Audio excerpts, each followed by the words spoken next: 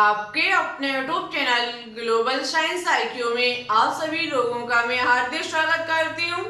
आशा करती हूँ आप सभी लोग बहुत ही अच्छे होंगे और आपकी स्टडी भी बहुत ही अच्छी चल रही होगी। तो जैसा कि आप सभी लोगों ने थंबनेल में देख ही लिया होगा, आज हम आपके लिए बहुत ही इम्पोर्टेंट टॉपिक लेकर के आए हैं, जिसमें आज हम आपको सिग्मा और पाई आबंध के बारे में जानकारी देने वाले हैं। आज की क्लास में हम आपको सिग्मा और पाई आबंध को बहुत ही बारीकी से और डिटेल में लेकर के चलेंगे। जो कुछ भी होगा सब कुछ आज हम आपको इसी क्लास के अंतर्गत जानकारी देंगे। तो आप सभी लोग आज की क्लास को बिल्कुल भी स्किप मत करें, अंत तक देखें। और यदि आपको हमारी वीडियो अच्छी लगे, पसंद आए, तो प्लीज इसे लाइक एंड दोस्तों के साथ शेयर करना बिल्कुल भी ना भूलें। और हमारे चैनल पर न्यू हो तो प्लीज इसे सब्सक्राइब करके ऑल पर क्लिक कर लें, जिससे कि हम जो भी वीडियो अपलोड करें तुरंत आपके पास हमारी वीडियो का नोटिफिकेशन पहुंच जाए और आपको वीडियो का इंतजार ना करना पड़े। तो फिर टाइम ना वेस्ट करते हुए बात करते हैं आज के टॉपिक पर, नजर डालते हैं बोर्ड की तरफ। देखो, आपको पता है इस समय हम केमिकल बॉन्डिंग जो आपका चैप्टर है वो चला रही है। इसी के अंतर्गत आता है सिग्मा और पाई आबंध। कल जो हमने वीडियो कराई थी उसमें हमने आपको टाइप्स ऑफ ओवरलैपिंग पढ़ाया था, वहां बार बार सिग्मा और पाई आबंध शब्द आ रहा था। ठीक है, आज हम वही आपको जानकारी देंगे कि सिग्मा आबंध कहाँ लगता है और पाई आबंध कहाँ लगता है, इसकी क्या क्रियाशीलता होती है, क्या बंध लंबाई होती है, क्या बंध ऊर्जा होती है, सब कुछ आज हम आपको इसके बारे में डिटेल से जानकारी देंगे। सबसे पहले बात करेंगे सिग्मा तथा पाई आबंध में अंतर। सिग्मा तथा पाई आबंध में सर्वप्रथम हम करेंगे अंतर के बारे में बात। आपको पता है जो सिग्मा होता है उसका जो निशान होता है वो इस प्रकार से होता है, जबकि पाई का जो चिन्ह होता है वो इस प्रकार से होता है। ठीक है, सबसे पहले हम एक तरफ लिख लिया मैंने पाई आबंध, सिग्मा आबंध, और एक तरफ मैंने लिख लिया पाई आबंध।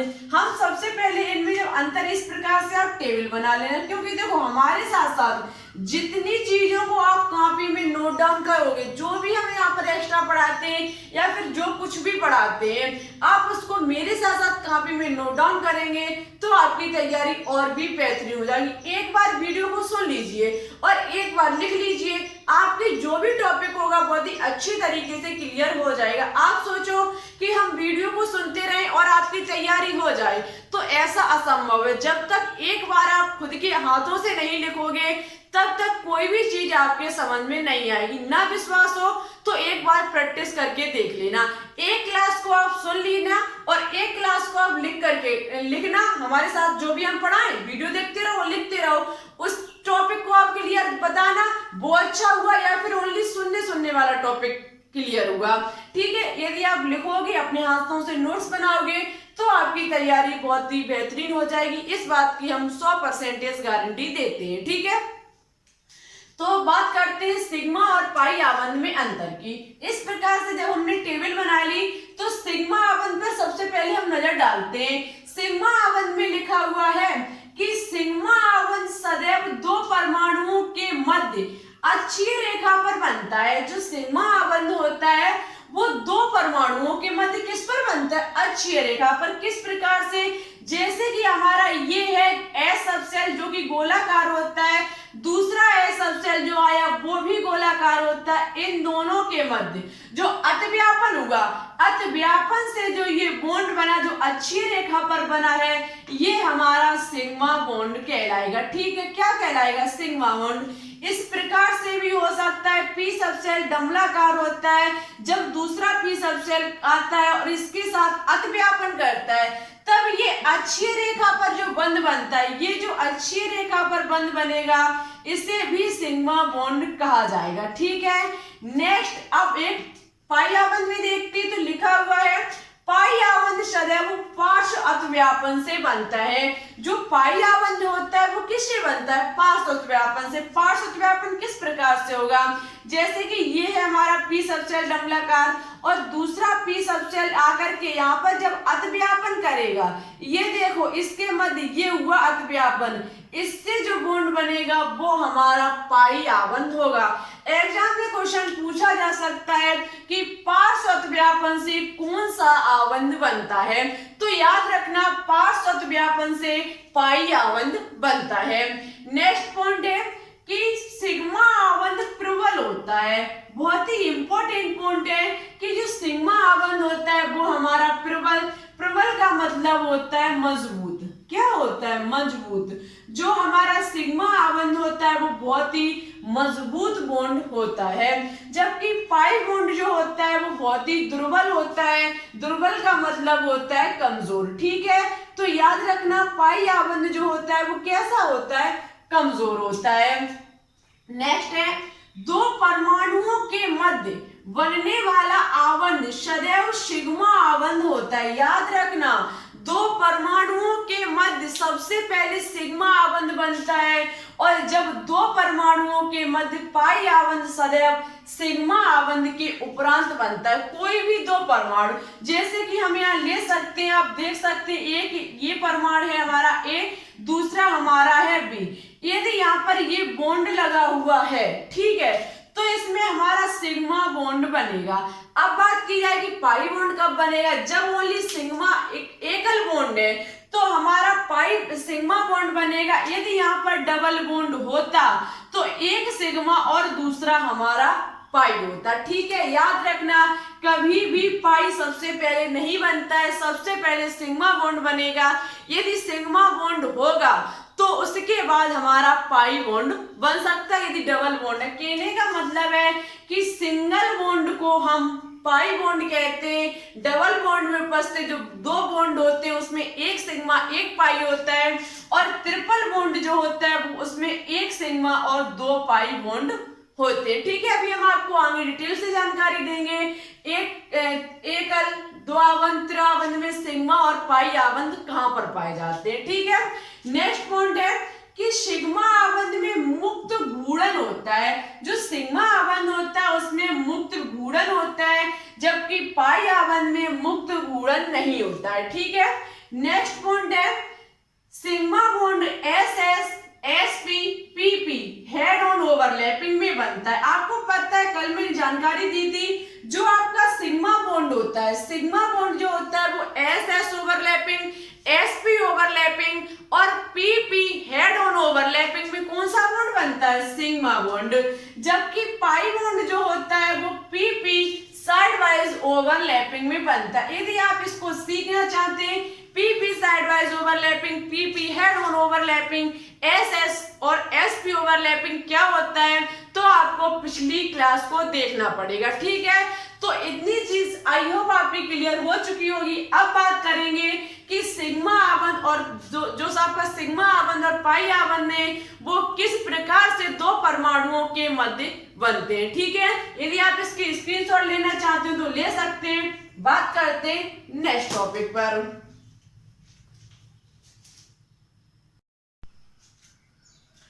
अब आगे बात करेंगे एकल, द्वि तथा त्रिआबंध में सिग्मा एवं पाई आबंध। कहने का मतलब है एकल बॉन्ड, डबल बॉन्ड और triple bond, single bond, double bond और ट्रिपल बॉन्ड में सिग्मा एवं पाई आबंध कहां कहां पाए जाते हैं, इसके बारे में अब बात करेंगे। सबसे पहले बात करेंगे एकल आबंध, इंग्लिश में कहते हैं सिंगल बॉन्ड। दो परमाणुओं के मध्य केवल एक आबंध बनता है। जब दो परमाणुओं के मध्य, जैसे कि एक कोई मेरा ए परमाणु, दूसरा हमारा कोई बी परमाणु, इनके मध्य जब एकल बंध बनता है तो इसे एकल आबंध कहते हैं। सभी एकल आबंध सिग्मा बॉन्ड होते हैं। याद रखना, जब दो परमाणुओं के मध्य एकल बॉन्ड बनता है तो यहाँ पर ये क्या होगा? Sigma bond. क्या होगा? Sigma bond. जबकि नेक्स्ट कहता है दो आबंध, जिसे इंग्लिश में कहा जाता है डबल बॉन्ड। यदि दो परमाणुओं के मध्य दो आबंध बनते हैं तो पहला सिग्मा तथा दूसरा पाई आबंध होता है। यदि दो परमाणुओं के मध्य, जैसे कि कोई हमारा ए परमाणु है और कोई हमारा बी परमाणु है, यदि इनके मध्य डबल बॉन्ड बनता है तो उसमें पहला हमारा सिग्मा होगा और दूसरा हमारा पाई बॉन्ड होगा। और इससे पहले अभी मैंने कहा एक बात का विशेष ध्यान रखना कि कभी भी दो परमाणुओं के मध्य पहले पाई बॉन्ड नहीं बन सकता। पहले बनेगा सिग्मा बॉन्ड, उसके बाद बनेगा पाई बॉन्ड। ठीक है, दो या दो से अधिक कितने भी परमाणु उनके मध्य यदि डबल बॉन्ड ट्रिपल बॉन्ड उपस्थित है तो उसमें पहले कभी भी पाई बॉन्ड नहीं बनेगा। पहले बनने वाला बॉन्ड जो होगा वो सिग्मा होगा। ठीक है, नेक्स्ट बॉन्ड कहता है त्रिआबंध, जिसे ट्रिपल बॉन्ड कहते हैं कि जब दो परमाणुओं के मध्य तीन आबंध होते हैं। जब कोई दो परमाणु ए परमाणु और हमारा दूसरा है बी परमाणु, दूसरा हमारा क्या है बी परमाणु, यदि ए परमाणु और बी परमाणु के मध्य हमारा ट्रिपल बॉन्ड है तो पहला सिग्मा तथा शेष दो हमारे पाई आबंध होंगे। पहला हमारा सिग्मा होगा और दो शेष क्या होंगे हमारे पाई। कहने का मतलब यहाँ पर भी अर्थ निकलता है कि कभी भी पहले पाई बॉन्ड का निर्माण नहीं होता है, पहले हमेशा सिग्मा बॉन्ड बनता है। अब आपको समझ में आ चुका होगा, एक बार अपनी बात को फिर से दोहराते हैं। यदि दो परमाणुओं के मध्य यदि कोई दो परमाणु है, इनके मध्य यदि सिंगल बॉन्ड उपस्थित है तो इसमें सिग्मा बॉन्ड बनेगा। यदि दो परमाणुओं के मध्य डबल बॉन्ड उपस्थित है तो इसमें एक सिग्मा होगा और दूसरा हमारा कौन सा बॉन्ड होगा पाई बॉन्ड। ठीक है, और तीसरा बॉन्ड कहता है यदि दो परमाणुओं के मध्य ट्रिपल बॉन्ड उपस्थित है तो उसमें एक सिग्मा और तथा दो पाई बॉन्ड होंगे। एक सिग्मा और दो पाई बॉन्ड होंगे। ठीक है, आज की ये चीज आपको आई होप समझ में आ चुकी होगी। अब इससे भी इंपॉर्टेंट चीज पर हम बात करेंगे, जहां पर हम देखेंगे कि सिग्मा पाई बॉन्ड में सबसे अधिक बंध लंबाई किसकी होती है। सॉरी, सिंगल बॉन्ड, दो डबल बॉन्ड और ट्रिपल बॉन्ड में बंध लंबाई, क्रियाशीलता और बंध ऊर्जा किसकी अधिक और किसकी कम होती है। अब उसके बारे में चर्चा करेंगे। इसके यदि आप स्क्रीनशॉट लेना चाहते हो तो अवश्य ले लें। और सबसे बड़ी अच्छी बात तो ये है कि हमेशा आप पहले एक बार वीडियो को सुन लें बहुत ही ध्यान से, उसके बाद या तो आप बुक से लिख लें या बुक आपके पास नहीं है तो फिर दोबारा से वीडियो को ऑन करें और मेरे साथ दोबारा से फिर लिखते जाएं और एक बार 2-3 दिन में एक बार इसे फिर रिवाइज कर लें। हम आपको 100% गारंटी देते हैं, आप ऐसा कोई भी टॉपिक नहीं होगा जिसे आप भूल जाएं।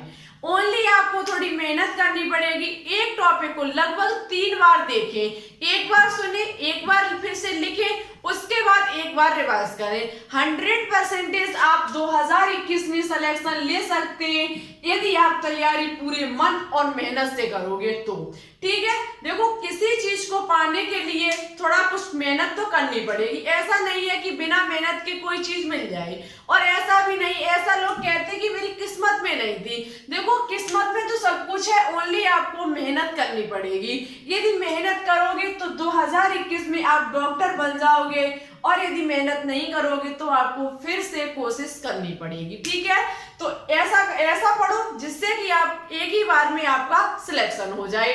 तो फिर ठीक है, बात करते हैं हम आगे।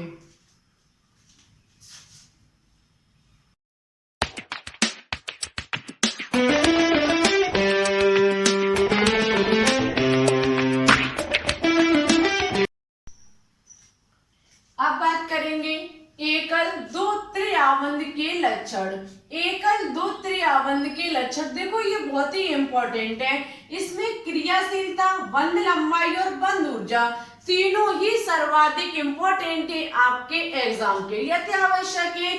जैसे कि सबसे पहले बात की जाए क्रियाशीलता की, कि एकल बॉन्ड में अधिक होती है, दो बंध में या फिर त्रिआबंध में, तो याद रखना क्रियाशीलता जो सर्वाधिक होती है वो हमारी ट्रिपल बॉन्ड में होती है। ट्रिपल बॉन्ड में क्रियाशीलता सर्वाधिक होती है, उससे कम डबल बॉन्ड की होती है और सबसे कम किसकी होती है, सिंगल बॉन्ड की। ठीक है, तो याद रखना क्रियाशीलता ट्रिपल बॉन्ड की सर्वाधिक होती है। जबकि बात की जाए बंध लंबाई की, तो बंध लंबाई जो होती है वो सिंगल बॉन्ड की सर्वाधिक होती है। कैसे होती है? जैसे कि ये हमारे पास दो लकड़ी है, चलो हम लकड़ी ना मान के मार्कर ही मान लेते हैं, ठीक है। हमारे पास ये दो मार्कर है, यदि हम इनके बीच रबड़ को फंसाएं तो ये हल्के से पास आ जाएंगे, और इनके मध्य में एक और रबड़ को फंस दें तो फिर ये हल्के से पास आ जाएंगे, और जब हम इनके मध्य एक और रबड़ को फंस देंगे तो ये बिल्कुल ही पास आ जाएंगे, ठीक है। तो जब एक रबड़ फंसी थी तब इनके मध्य लंबाई अधिक थी, या फिर बिल्कुल जब हमने 3 रबड़ को फंस दिया तब इनके मध्य लंबाई सर्वाधिक थी। तो आप समझ चुके होंगे, जब इनके मध्य एक रबड़ फंसी थी तब इनके मध्य लंबाई जो थी वो सर्वाधिक थी, इसलिए जो बंद लंबाई सर्वाधिक होगी वो किसकी होगी? सिंगल बॉन्ड की, ठीक है। जब एक रबड़ फंसते हैं तो लंबाई अधिक होती है, दूरी होती है इन दोनों के बीच। जैसे जैसे हम उनमें रबड़ को बांधते चले जाते हैं वैसे वैसे ही हमारी नजदीकी आती जाती है, और बंद लंबाई जो होती है वो कम होती चली जाती है। इसलिए सिंगल बॉन्ड की जो लंबाई होगी वो सर्वाधिक होगी, उसके बाद कम इससे डबल बॉन्ड की, और सबसे कम जो होगी वो ट्रिपल बॉन्ड की होगी, ठीक है। और नेक्स्ट है बंद ऊर्जा, ये भी इंपॉर्टेंट है। बंद ऊर्जा की बात की जाए तो बंद ऊर्जा सबसे सर्वाधिक होती है ट्रिपल बॉन्ड की, जैसे कि उससे कम होती है डबल बॉन्ड की, और उससे भी कम होती है सिंगल बॉन्ड की। ट्रिपल बॉन्ड के मध्य 3 बॉन्ड, डबल बॉन्ड के मध्य 2 बॉन्ड, सिंगल बॉन्ड के लिए ओनली एकल बंध होता है, ठीक है। अब इसको तोड़ने में ज्यादा एनर्जी की आवश्यकता पड़ेगी, या इसको या फिर इसको, तो आप समझ चुके होंगे ट्रिपल बॉन्ड को तोड़ने में सर्वाधिक ऊर्जा की आवश्यकता होगी, इसलिए जो बंद ऊर्जा सर्वाधिक होगी वो किसकी होगी? ट्रिपल बॉन्ड की, ठीक है। उससे कम डबल बॉन्ड की, और उससे भी कम हमारी होगी सिंगल बॉन्ड की। तो तीनों ही क्रम ये याद रखना, क्रियाशीलता ट्रिपल बॉन्ड की सर्वाधिक होती है, बंद लंबाई सिंगल बॉन्ड की सर्वाधिक होती है, और बंद ऊर्जा ट्रिपल बॉन्ड की सर्वाधिक होती है। आज का टॉपिक यहीं पर फिनिश होता है। आज हमने आपको बहुत ही अच्छी जानकारी दी, क्योंकि सिग्मा पाई एक इजी टॉपिक भी है और आपके एग्जाम के लिए इम्पोर्टेंट भी है, ठीक है। और ये छोटी छोटी चीजें जब तक आपको पता नहीं होंगी, आगे चलकर जब बड़ी बड़ी चीजें आएंगी तो आपको समझने में थोड़ा परेशानी होगी, इसलिए हम सभी चीजों को डिटेल से लेकर के चलते हैं, ठीक है। और आप सभी लोग कहते हो कि एक चैप्टर होमवर्क में दिया करें, या फिर एक चैप्टर को यहाँ पर कंप्लीट कराया करें। तो देखो, एक चैप्टर को कंप्लीट कराने में कम से कम वीडियो जाएगी 6 घंटे के समथिंग, शायद इससे अधिक भी जाएगी, क्योंकि आप समझ सकते हैं डेली हम वीडियो एक 20 प्लस की डालते हैं, कभी कभी 20 हो जाता है, 20 मिनट, कभी 25, कभी 30 भी पहुंच जाते हैं। अभी तक बहुत सारी इसमें केमिकल बॉन्डिंग की शायद 8 या 9 वीडियो हो चुकी हैं। तो लगातार बोलना 6-7 घंटे हमारे लिए भी एक मुश्किल काम है, क्योंकि इतना हम कंटिन्यू नहीं बोल सकते, ठीक है। तो एक चैप्टर तो हम डेली कंप्लीट नहीं करा पाएंगे, लेकिन आपको एक चैप्टर लगभग 5-6 दिन में कंप्लीट कराने की पूरी कोशिश करेंगे। देखो, यदि आप हमारे साथ अंत तक बने रहती एग्जाम टाइम, तो हम आपको 100% जितना भी कोर्स है पूरा कंप्लीट कराने की पूरी कोशिश करेंगे। तो आप सभी लोग ज्यादा से ज्यादा चैनल को ग्रो कराने की कोशिश करें। और दूसरी बात, एक चैप्टर होमवर्क, तो देखो होमवर्क में आप क्या करो, पिछली चीजें जो है हमने जहां से फर्स्ट चैप्टर पढ़ाना शुरू किया, आप उसको कम से कम 1 महीने के अंदर देखते रहा करें, बार बार चीजों को रिवाइज करते रहा करें, जिससे कि तैयारी और भी बेहतरीन हो जाएगी। अब आप मेरे सामने तो हो नहीं जो हम आपसे फेस टू फेस बात कर सकें, यदि फेस टू फेस बात कर सकते तो हम एक चैप्टर आपको होमवर्क में दे देते, दूसरे दिन आकर हम आपसे पूछ लेते, लेकिन यहाँ पर तो ऐसा हो नहीं सकता। हम यहाँ पर फेस टू फेस बात आपसे कर नहीं रहे हैं, जो हम आपसे क्वेश्चन पूछ ले, ठीक है। तो यदि आप फेस टू फेस हमसे बात करना चाहते हैं, अपना मॉक टेस्ट देना चाहते हैं, तो आपको 1000 सब्सक्राइबर कंप्लीट कराने होंगे। जितनी जल्दी आप हमारे 1000 सब्सक्राइबर कंप्लीट करा देंगे, उतनी ही जल्दी आपकी और हमारी आमने सामने बात होना शुरू हो जाएगी, क्योंकि यहाँ से आपकी लाइव क्लास चलनी स्टार्ट हो जाएगी। तो कोशिश करो जल्दी से जल्दी चैनल को ग्रो कराने की, जितनी जल्दी ग्रो कराओगे आपके लिए उतना ही फायदेमंद होगा, ठीक है। क्योंकि सबसे अच्छा होता है लाइव क्लास में मॉक टेस्ट को देना। जैसे कि हम कोई मॉक टेस्ट लेकर के आते हैं या फिर इवनिंग में 500 क्वेश्चंस की सीरीज चलाते हैं, यदि लाइव क्लास में ये हो तो शायद पढ़ने में और भी अच्छा लगे और मजा भी बहुत आए, ठीक है। क्योंकि आप सामने होंगे, हम आपसे क्वेश्चन पूछेंगे, आप आंसर दोगे तो इससे अच्छा लगता है। तो थोड़ा जल्दी लाइव क्लास चलवाने की कोशिश करें। और आपके लिए कुछ क्वेश्चन होमवर्क में जिसका आंसर आपको हमारे कमेंट बॉक्स में देना होगा। क्वेश्चन है कि कोर इलेक्ट्रॉन किसे कहते हैं, वैलेंस शेल किसे कहते हैं और वैलेंस इलेक्ट्रॉन किसे कहते हैं। आपको बताना होगा वैलेंस शेल क्या है, वैलेंस इलेक्ट्रॉन क्या है और कोर इलेक्ट्रॉन क्या होता है। इन तीनों के बारे में आपको जानकारी हमारे कमेंट बॉक्स में देनी होगी। जो बच्चे इसका सही और अच्छे से आंसर देंगे, नेक्स्ट क्लास में हम उनका नाम जरूर ही लेकर के आएंगे। सबसे पहले जो हमने आपको पिछली क्लास में क्वेश्चन होमवर्क में दिए थे, सबसे पहले हम उनके उनके नाम बताएंगे कि किन बच्चों ने आंसर राइट दिया। हमने शायद फॉर्मल चार्ज के बारे में पूछा था। आंसर दिया है हिमांशी, जयवीर सिंह और अनुराधा मौर्य। आज से हम एक चीज को और स्टार्ट कर रहे हैं। जो बच्चे टॉप, कहने का मतलब है हम ओनली टॉप 3 बच्चों के नाम लेकर के आएंगे। जो टॉप 3 बच्चे होंगे, कहने का मतलब है जो, जैसे ही मैंने वीडियो में जैसे कभी कभी 6-7 बच्चे आंसर दे देते, कभी 10 भी पहुंच जाते हैं, कभी 2-3 ही देते। अब हमने एक नियम चालू किया है कि जो टॉप 3 बच्चे होंगे, जो सबसे पहले 3 बच्चों के हमारे पास सही आंसर आएंगे, नाम ओनली उन्हीं का लिया जाएगा। यदि 3 से ज्यादा आंसर देते तो हम उनका नाम नहीं लेंगे, नाम उन्हीं का आएगा जो सबसे पहले 3 बच्चों का आंसर हमारे पास आएगा, ठीक है। तो जो जल्दी देगा नाम उसी का आएगा। कोशिश करो जैसे ही हम वीडियो को अपलोड करें तुरंत देखो, तुरंत आंसर दो, जिससे कि आपका नेक्स्ट क्लास में नाम लिया जा सके, ठीक है।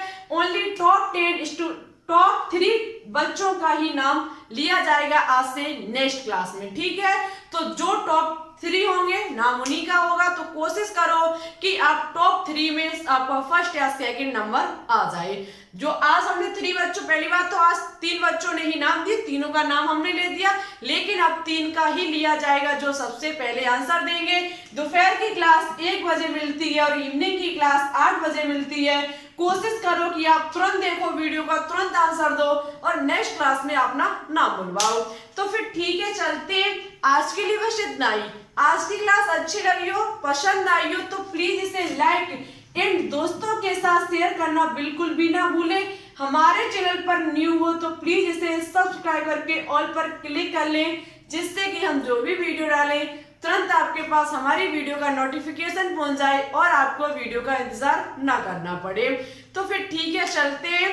Thanks for watching this video. जय हिंद, जय भारत, ऑल द बेस्ट।